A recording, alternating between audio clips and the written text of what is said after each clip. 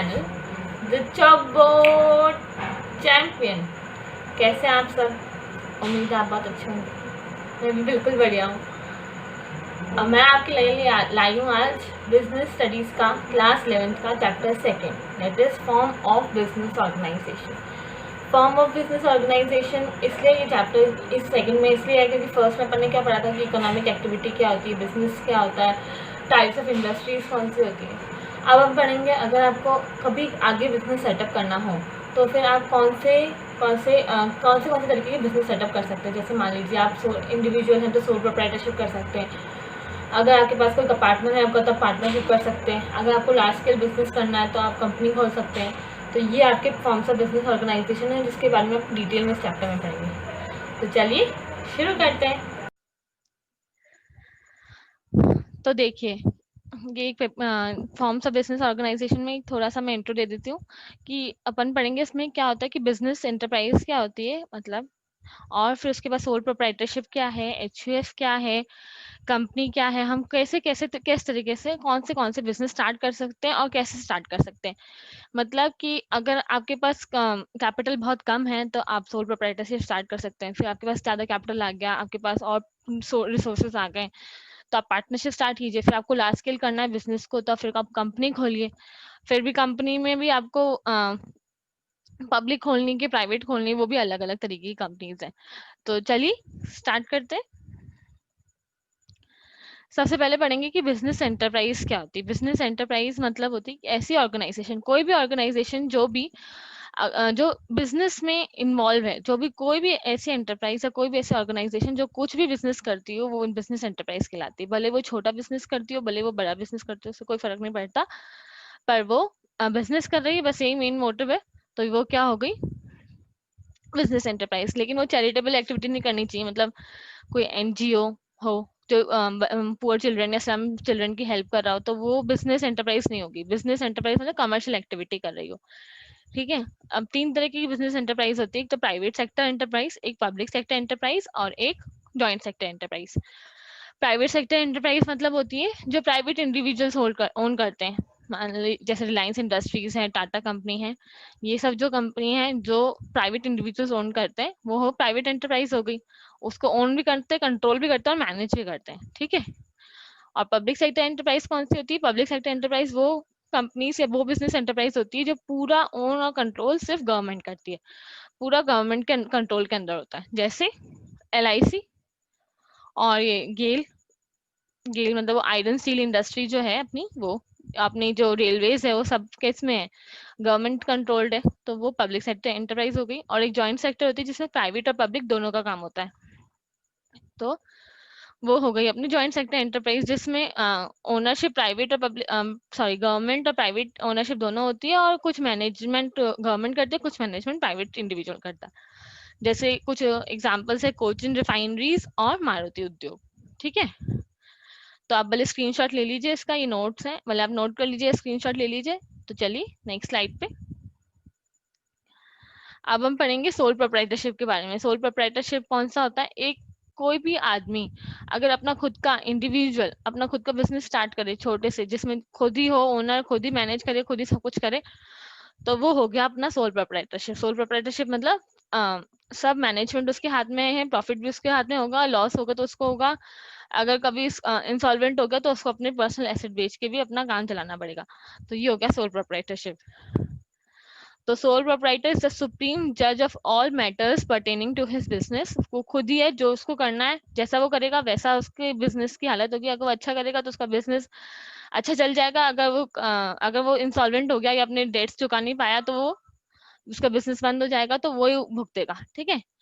He is not only the owner but is usually the organizer and the manager and takes all the profits and responsibility of losses. Profits हुआ तो उसके और loss हुआ तो उसकी responsibility है। ठीक है। इसके फीचर्स क्या क्या है? अब देखिए, अब जो भी हर फॉर्म पढ़ेंगे ना, तो सब में आपको फीचर्स, एडवांटेजेस और डिसएडवांटेजेस पढ़ने पड़ेंगे। तो फिर क्या, ये बहुत हेक्टिक हो जाता है कि भाई इतना सब कुछ लर्न करना। तो कुछ ऐसे पॉइंट्स हैं जो आपको सब में कॉमन मिलेंगे, जैसे लाइबिलिटी है, ओनरशिप है, और अगर फॉर्म कैसे होता है, क्लोज कैसे होता है, और भी बहुत सारे पॉइंट्स मिलेंगे। तो आप उसको दिमाग में रख लीजिए और फिर उस हिसाब से करिए कि प्रॉफिट कौन बियर करेगा, लॉस कौन बियर करेगा। तो मैं कुछ पॉइंट्स आपको लास्ट में बता दूंगी कि ये सारे पॉइंट्स है, फिर वो सब में कॉमन होंगे और फिर सब में कॉमन हेडर्स तो सेम होंगे और फिर अंदर का सबका अलग अलग होगा। ठीक है, तो पॉइंट्स एक बार का आप पढ़ तो लीजिए, फिर याद में करवा दूंगी। सबसे पहला है सिंगल ओनरशिप। सिंगल ओनरशिप क्या है? The sole proprietor firm is owned by a single individual only. Single ownership मतलब उसका ही है सब फर्म। फॉर्मेशन एंड क्लोजर मतलब अगर आपको सोल प्रोप्राइटरशिप स्टार्ट करनी है तो आपको कुछ लीगल फॉर्मेलिटीज की जरूरत नहीं कि आपको कहीं रजिस्ट्रेशन कराना पड़ेगा। आपको दुकान खोलनी है, स्टेशनरी की शॉप खोलनी है, दुकान खरीदो या किराए पे लो, सामान भरो और खुल गई दुकान। ऐसा कुछ रजिस्ट्रेशन कराने की जरूरत नहीं और कोई सेपरेट लॉ नहीं है, कोई एक्ट नहीं है। और अनलिमिटेड लाइबिलिटी मतलब अगर स्टेशनरी की दुकान खोली, 1 साल चलाया, 2 साल चलाया, उसके बाद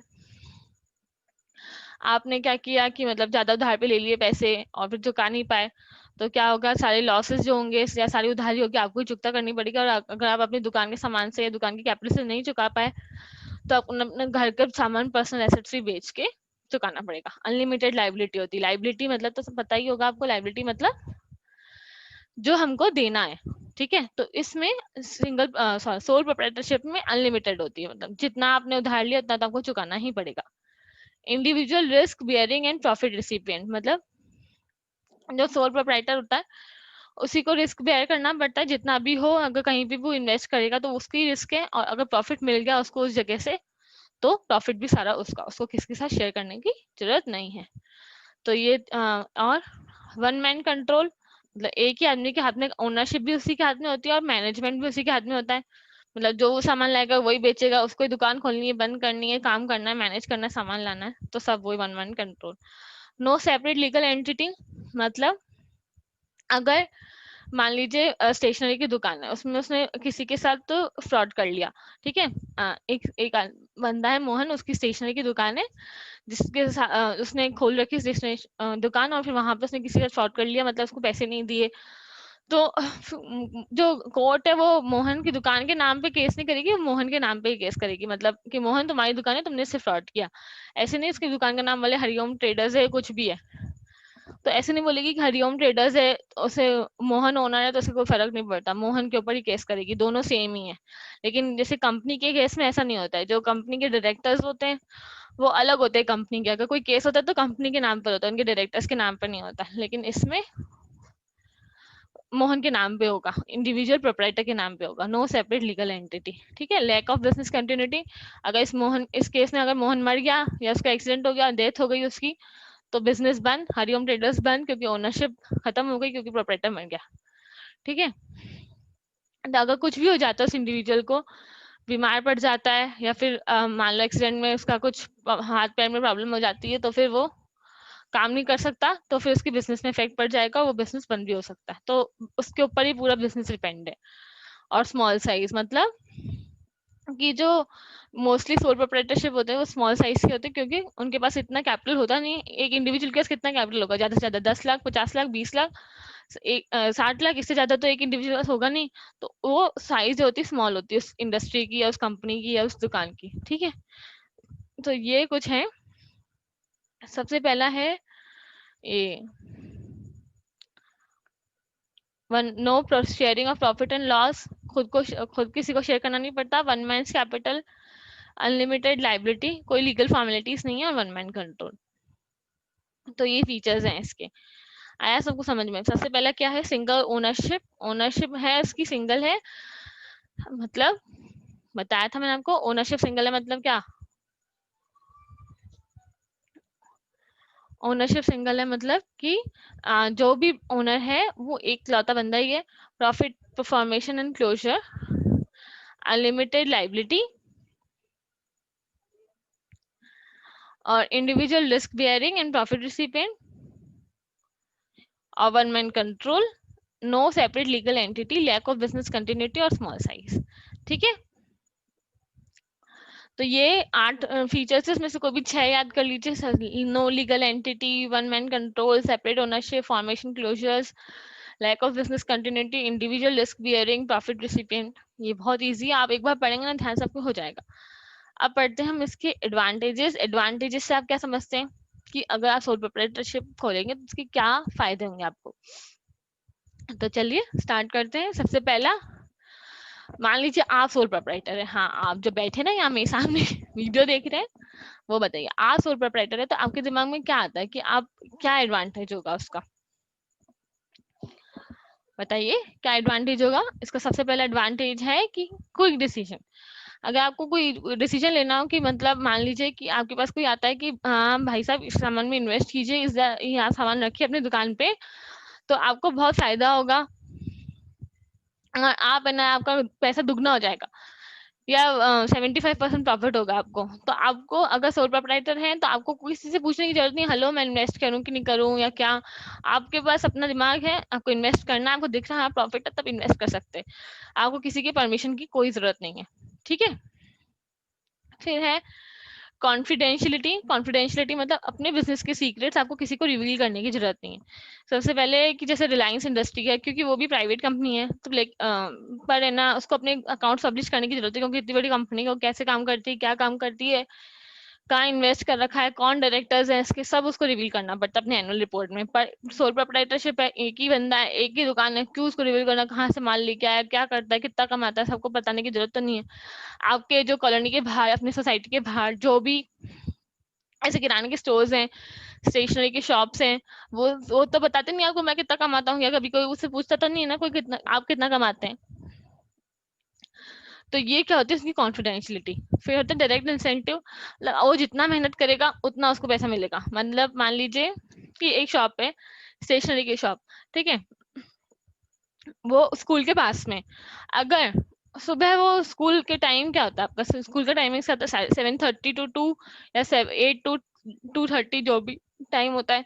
तो क्या होता है अगर वो शॉप अपनी खोले 7 o'clock, तो मान लो स्कूल के पास है तो कुछ भी कितने सारे बच्चे होते हैं स्कूल में, तो किसी का कभी कुछ पेन गुम हो जाता है, कभी किसी का रजिस्टर भूल जाता है, तो वो फटाफट खरीद लेगा उससे, तो उसको क्या होगा फायदा हो जाएगा।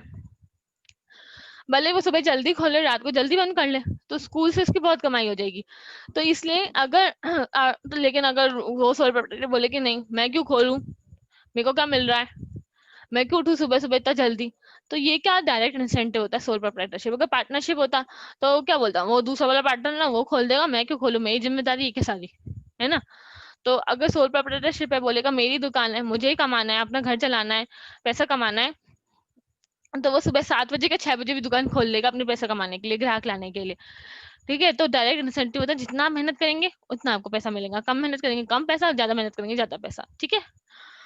सेंस ऑफ अकम्पलिशमेंट, और अगर मान लीजिए 7 बजे उठ के उसने बहुत सारा पैसा कमा लिया, कि मतलब सुबह के जो स्कूल के बच्चे हैं बहुत उससे कमाई का हो जाती है उनकी, और शाम को भी हो जाती है कमाई, ट्यूशन के बच्चे आते हैं वहां पे तो शाम को भी कमाई हो जाती है, तो क्या हो जाएगा तो उसको बोलेगा मोटिवेशन मिलेगा कि जैसे मान लीजिए अगर आप कोई कोर्स कर रहे हैं आगे, जैसे इंजीनियरिंग का कोर्स कर रहे हैं या सीए कर रहे हैं या आगे कुछ भी कर रहे हैं, एमबीए कर रहे हैं, अगर आप एक लेवल क्लियर हो जाते हो तो फिर आपके अंदर एक मोटिवेशन आता है ना कि हाँ भाई मैं नेक्स्ट लेवल भी क्लियर करूँ।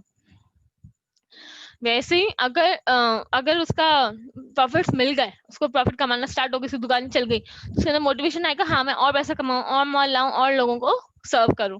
तो ये हो गया science of accomplishment. Easy to form and dissolve, मतलब सोल प्रोप्राइटरशिप का मैंने बताया था, खोलना बहुत आसान है, दुकान किराए पे ली, अपनी दुकान बनवाई, माल भरा और खुल गई आपकी दुकान। और डिसॉल्व अगर आपको बंद करनी है, आपकी तबीयत खराब है और मतलब आपको अपने बेटे को पास करनी है, उसको पार्टनरशिप बनानी है, बेचना है, बेचना भी बहुत आसान है, इसके लिए कोई मतलब आपको रजिस्ट्रेशन कराने की जरूरत नहीं है, ना कोई टैक्स पे करने की जरूरत है, बस आप दुकान बेच सकते हो आराम से, ठीक है। तो ये हो गया अपने एडवांटेजेस। सबसे पहला क्विक डिसीजन, फटाफट डिसीजन लिया, confidentiality, direct incentive, sense of accomplishment, easy to form and dissolve. Quick decision, easy to form and dissolve, sense of accomplishment, confidentiality और डायरेक्ट इंसेंटिव, ठीक है। तो ये देखो ये भी इतना आदमी खुश हो रहा है, कितने मेरिट्स है, ये भी इंडिविजुअल है, ठीक है। ये एडवांटेजेस है अपने सोल प्रोप्राइटरशिप के। अब पढ़ेंगे हम डिसएडवांटेजेस। डिसएडवांटेजेस क्या आ सकते हैं, अगर आप होते सोल प्रोप्राइटर तो क्या होते डिसएडवांटेजेस। सबसे पहला कि आपके पास इतने रिसोर्सेस नहीं रहते जो आप बिजनेस में लगा सको, तो उसका स्मॉल साइज ही होता है बिजनेस का, कभी भी मीडियम और लार्ज नहीं होता है। तो सोल प्रोप्राइटरशिप का खुद ही सब रिसोर्स प्रोवाइड करता है, तो लिमिटेड रिसोर्सेज होता है उसके पास, तो उसका स्मॉल साइज होता है बिजनेस का। फिर है लिमिटेड लाइफ ऑफ बिजनेस, कि अगर अगर वो ओनर या प्रोपराइटर मर गया, अगर उसका हेयर नहीं है, मतलब उसका कोई बेटा नहीं है या आगे कोई चलाने वाला नहीं है, तो वो बिजनेस वहीं पे बंद हो जाएगा और बिजनेस खत्म। ठीक है, भले ही वो कितना ही अच्छा चल रहा हो। अनलिमिटेड लाइबिलिटी, अगर कोई भी प्रॉब्लम आ गई, इंसॉल्वेंट की दिवालिया निकल गया, इंसॉल्वेंट पे पहुंच गए, इतना कर्जा ले लिया, कर्जा लेके डूब गए, मतलब कर्जा सर पे आ गया इतना, तो फिर अपना घर बार बेच के भी उसको अपना कर्जा पूरा करना पड़ेगा। वो किसी से मांग नहीं सकता है, मांग सकता है मतलब उसको ही पे करना है। समझ में आया? और limited manager skills, limited manager skill मतलब, क्योंकि एक आदमी का दिमाग एक ही जगह काम करता है, मतलब अगर मैं हूँ तो या तो मैं पढ़ा सकती हूँ आपको बहुत अच्छा, या तो मैं ऑफिस का बहुत अच्छा काम कर सकती हूँ, या तो मैं सामान किसी कस्टमर को पटाने में या कस्टमर को अट्रैक्ट करने का काम कर सकती हूँ। एक आदमी सब कुछ मैनेज नहीं कर सकता है, ठीक है, तो सब में वो नहीं हो सकता होशियार। तो या तो उसकी मैनेजर स्किल्स बहुत अच्छी होगी, या तो उसकी टॉकिंग स्किल्स, कम्युनिकेशन स्किल्स बहुत अच्छी होंगी, तो एक चीज में ही वो माहिर होगा। ठीक है, तो इसलिए अगर दो जने होंगे तो फिर दोनों मिलकर संभाल लेंगे। तो ये मैनेजर स्किल्स की लिमिटेशन होती है। सबसे पहले रिसोर्सेस लिमिटेशन है, अनलिमिटेड लाइबिलिटी, लाइफ कम है, और मैनेजर स्किल्स। अब देखेंगे मेरिट्स और डिमेरिट्स में बहुत सारे पॉइंट्स है फीचर्स के, तो एक बार फीचर्स लर्न हो गए तो आपके मेरिट्स और डिमेरिट्स आराम से लर्न हो जाएंगे। ठीक है, आया आपको समझ में क्या होता है सोल प्रोप्राइटरशिप? ऐसा इंडिविजुअल जो खुद ही ओनर होता है, मैनेज करता है, कंट्रोल करता है पूरी अपनी फर्म को, उसकी लाइबिलिटी लिमिटेड अनलिमिटेड होती है, उसको डायरेक्ट इंसेंटिव मिलता है, अब ज्यादा कमाता है, ज्यादा काम करेगा तो ज्यादा पैसा मिलेगा, प्रॉफिट रिस्क बियरिंग में इंडिविजुअल ही होता है, रिसोर्सेस उसकी लिमिटेड होते हैं। बिजनेस में अगर लाइफ इसकी बिजनेस की लिमिटेड होती है, जितना उसका उम्र है उस इंडिविजुअल की, उतना बिजनेस चलेगा, आगे नहीं चलेगा। तो ये कुछ पॉइंट्स है इसके। ठीक है, तो आज अपन नेक्स्ट पढ़ेंगे इसके बारे में एच यू एफ मतलब Hindu undivided family. Hindu undivided family मतलब उसको बोलते हैं जॉइंट हिंदू फैमिली भी बोलते हैं। जॉइंट हिंदू फैमिली कौन सी फैमिली होती है? ऐसी फैमिली जहाँ पे वो लोग अपनी फैमिली के नाम से बिजनेस चलाते। कहीं आपने सुना होगा, हम तो इस परिवार के मंघानी परिवार, हमारा ये खानदान है, हमारा वो खानदान है, हमारा सालों से बिजनेस चल रहा है। आपने वो फिल्म देखी है इंग्लिश मीडियम, जिसमें वो अपने दादा के नाम से बिजनेस चलाते रहते हैं, और अलग अलग चाचा लोग उसी सेम नाम से बिजनेस करते रहते हैं। होता है जॉइंट हिंदू फैमिली कि हिंदू जो भी है, ये जो फॉर्म ऑफ ऑर्गेनाइजेशन है वो हिंदू ही खोल सकते हैं, उसको एक हिंदू सक्सेशन एक्ट गवर्न करता है, और जो हेड होता है वो काम करता है, और सारे जो मेंबर्स हैं वो क्या करते हैं, बाय बर्थ इस इस ऑर्गेनाइजेशन के मेंबर बन जाते हैं। और पहले तो इसमें क्या होता था, वुमेन जो मेंबर्स होती थी फैमिली की, वो नहीं पार्टिसिपेट कर सकती थी, या वो मेंबर्स नहीं मानी जाती थी। लेकिन आजकल ये सिस्टम पूरा हट चुका है, पूरा सब मतलब वुमेन भी जन्म लेती तो इधर मेंबर बन सकती है। ठीक है, तो मेंबर्स एचयूएफ के जो मेंबर्स बिजनेस कैरी करते हैं, और उनका सबसे पहले, हाँ सबसे पहले उनके पास एंसेस्ट्रल प्रॉपर्टी होनी चाहिए, पूर्वजों की पुरखों की प्रॉपर्टी होनी चाहिए, तो ताकि वो ये बिजनेस कर सके और प्रॉफिट शेयर कर सके। और हिंदू सक्सेशन एक्ट 1956 इसको गवर्न करता है। ठीक है, दो मेजर कंडीशन क्या है? सबसे पहले दो मेल मेंबर्स होने चाहिए आपकी फैमिली में, और साथ ही साथ एंसेस्ट्रल प्रॉपर्टी होनी चाहिए, तब का एचयूएफ आप खोल सकते हैं और अपना बिजनेस चला सकते हैं। जो एल्डेस्ट मेंबर होता है फैमिली का, दादाजी हो, पापा हो, जो भी हो, वो कर्ता होते हैं। कर्ता मतलब जो काम पूरा मैनेज करेगा, ओन करेगा, कंट्रोल करेगा। और बाकी के जो सारे मेंबर्स हैं, इसमें क्या होता है कि उसको इंक्लूड नहीं करते, डॉटर इन लॉ को इंक्लूड नहीं करते। तो बाकी सारे जो मेंबर्स हैं वो क्या होगा, अपने को पार्टनर्स। ठीक है, को पार्टनर्स, पार्टनर्स नहीं, पार्टनर्स। ठीक है, तो देखिए इसको, the business is controlled by the head of the family who is the eldest member and is called the Karta. All members have equal ownership rights over the property of an ancestor and are known as copartners. ठीक है, तो ये हो गया अपना HUF के बारे में।